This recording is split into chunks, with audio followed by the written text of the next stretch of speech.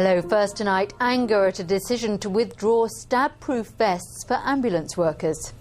4 years ago, crews working on the front line in Essex were issued with vests for their own protection in case they were called into London. But now, they're not being issued anymore. Today, a union called it a backward step. The stab vests, complete with slash-proof collars, were issued to Essex crews by the Old County Ambulance Service at a cost of some £350,000. They need replacing every 5 years. The region's ambulance trust has now decided that won't happen. It's a vital piece of personal protective equipment, but I can't understand really the logic, if they've already got the equipment, why they've decided to withdraw it. It just seems a backward step. The Trust says that across the whole 6 counties, just one paramedic was threatened with a knife in the first 9 months of this year.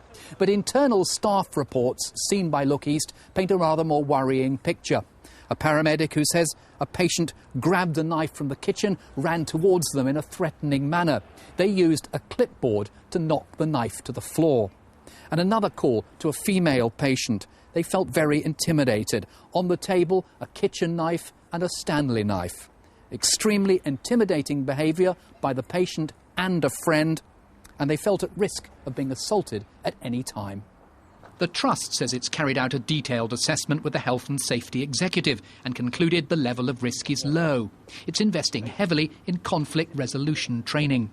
We've also introduced a new digital radio system with handheld radios which have a panic button which allow assistance to be called on quickly.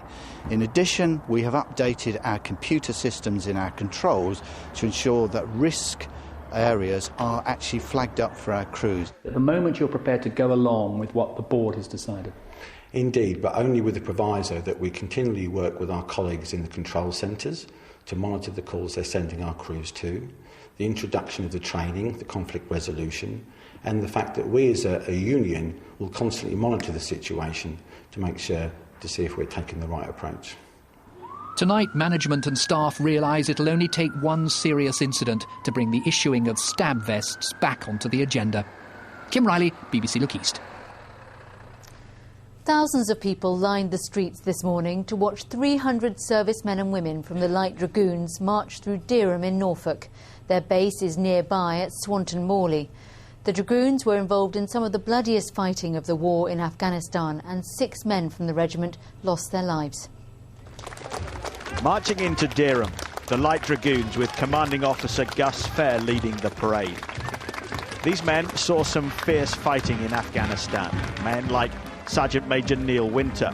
Now it's a time to repay the community for what they've been through as well. Because when you're back over in Afghanistan, you don't realise how much it's affecting the people back here.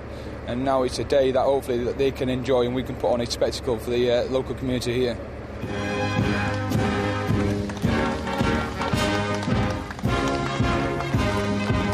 And put on a show they did. As the band of the Parachute Regiment played, thousands cheered the soldiers into Dereham's Market Square.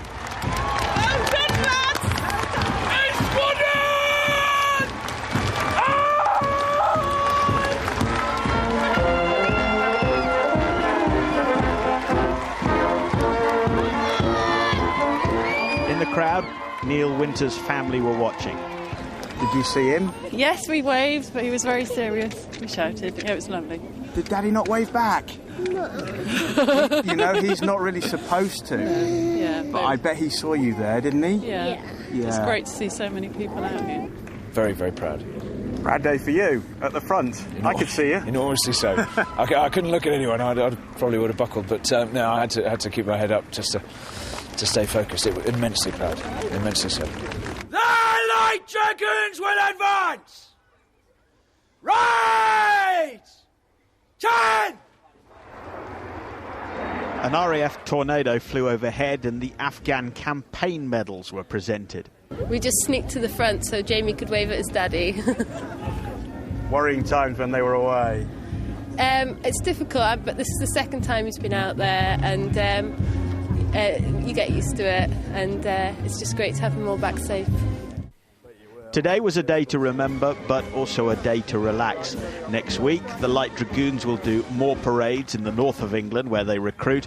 Then the troops will go on leave, and enjoy Christmas at home. Mike Liggins, BBC Look East, Dereham. Well, still to come tonight, the house which claims to be carbon neutral despite having a family with teenagers living there. All but one of our football teams have changed their boss this year. We meet them